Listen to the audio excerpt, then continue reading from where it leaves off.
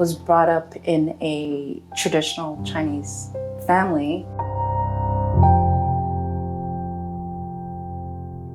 We were basically expected to fit quietly inside the box, and emotions weren't talked about. Jennifer, we're so glad that you joined us today. I'm really looking forward to discussing with you your upbringing as well as what you're doing today. Thank you for having me here. So tell me a little bit about your childhood. I was brought up in a traditional Chinese family. We were basically expected to fit quietly inside the box, and emotions weren't talked about. Spanking and physical punishment was not uncommon in our family. And the impact of that was a lot of holding in and holding it back. And this created a lot of pain in the body.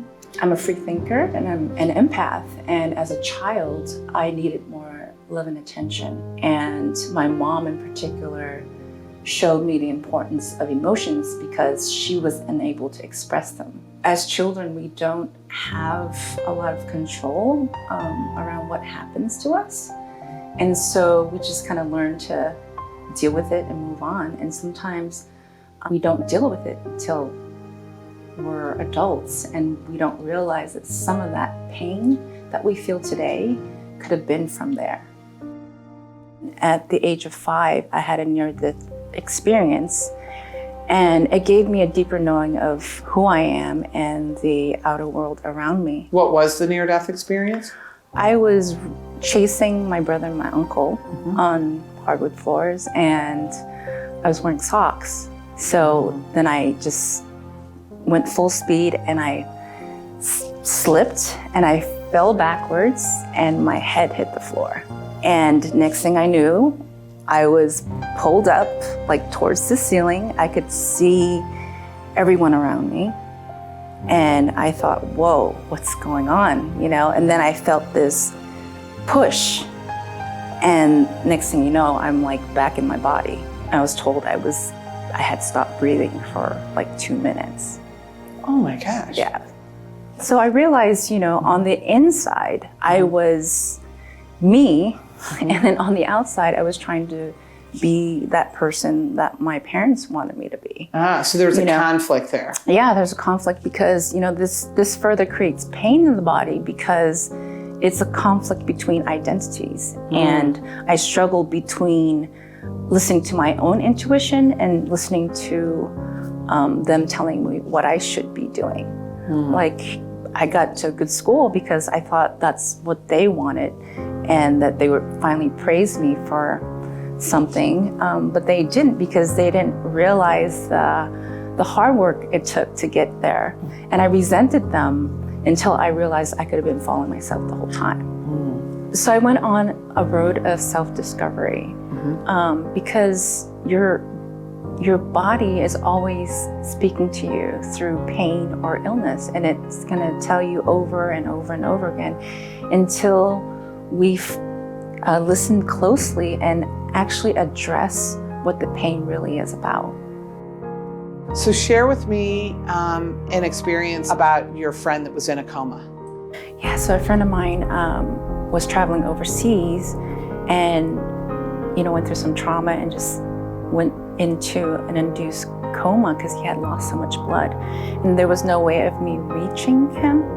But the person that was with him called me and said, hey, they're gonna pull the plug because we don't have any way of, you know, having insurance here or whatnot. And so through the work that I did, I thought, well, you know, I do energy work and I connect with people in such a way that who's to say that I can't connect with him on this level? So I did an experiment and I just put myself in a really deep meditative state and I intentionally connected with him. And I thought I was imagining it at first, but I was communicating with him and he was showing me where he was at. And I was asking him, are you planning to come back? Because they're planning to pull the plug and you need to go back into your body soon. You know, he's like, no, I want to live. I'm just hanging out for a bit because it's uncomfortable in there. I said, okay, you know. And that was it. I came out of it and I was like, whoa, did I imagine that? You know, and the very next day, The person who called me again and said, guess what? He woke up.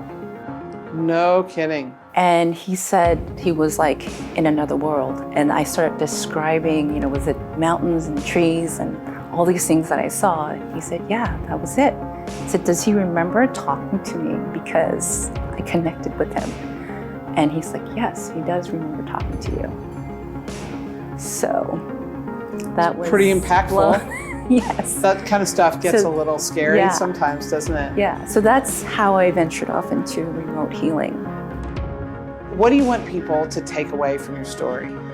Well, now I'm helping others in pain, and I am teaching other practitioners this method where I help them connect their pain to their undealt emotions. Right. Yeah, and just getting to the root of the pain and then rebalancing energetically.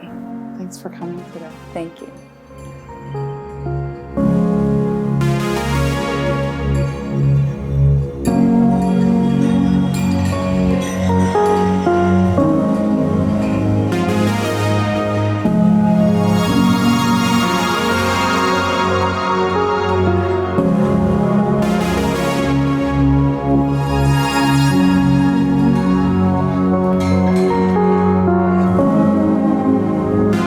These women's stories are so impactful. Arras Sisters creates opportunities for women.